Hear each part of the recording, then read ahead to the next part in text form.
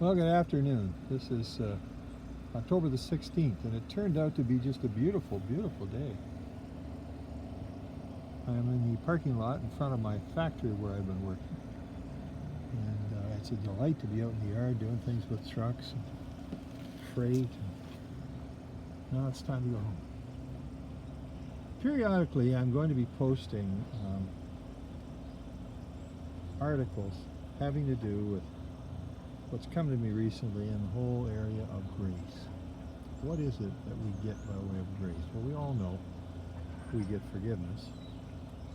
We get a much reduced sense of self-consciousness and guilt. And it's all because we've chosen to trust in the full obedience and cooperation of Jesus unto the Father's plan.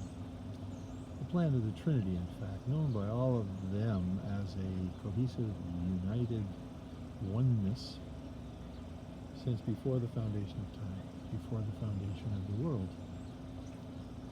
But there's so much more to grace that has to do with knowing how you stand unashamed, in fact quite bold, before the throne of God. Hebrews, particularly the 4th chapter, will tell you a lot of things about rest. Rest in the fact that the Lord loves you. Rest in the fact that He has accepted the finished work of Jesus, the obedience right through death in the grave, ignominy, and then finally victory in the empty tomb, the stone rolled away. Beautiful songs about He still rolls stones. He does.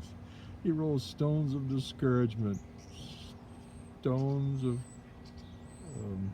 interfering with hopes and love and purpose, stones of reproach.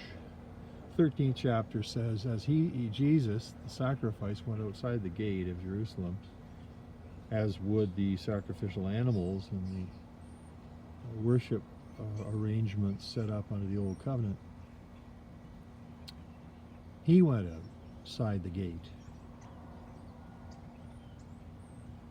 And we will go outside the gate with Him, bearing His kind of reproach from people who just don't get it, people who have real problems of unbelief or rebellion or lust or sin in general.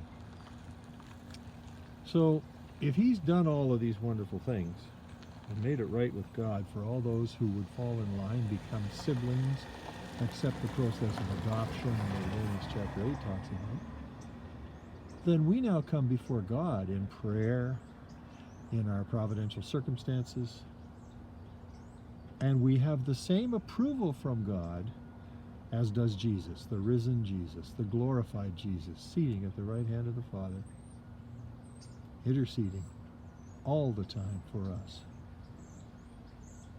So why this attitude that says, oh, I'm not in good shape with God, oh, He's got to have things against me, oh, He's probably going to put me through some terrible tests just because I don't measure up, measure up, measure up, measure up. Well, the whole thing about grace is Christ certainly measured up. You have become a joint heir with Jesus by faith. You measure up. And to the extent that you obey and don't get sidetracked by condemnation or doubt, you stand as a joint heir with Jesus. Let's think about that. People in a joint bank account situation can each go to the bank and withdraw some or all of the account, either one. Well, that's what we're allowed to do because of Jesus' beautiful passion, obedience, and resurrection power.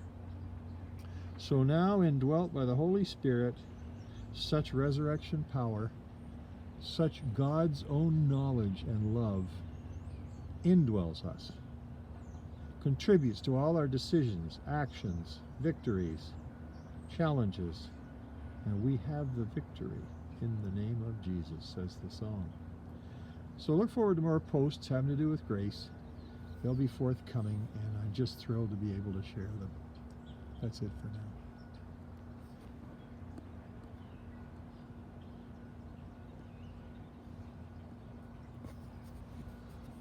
Yeah, I'm trying to turn this thing off, and it's not doing it.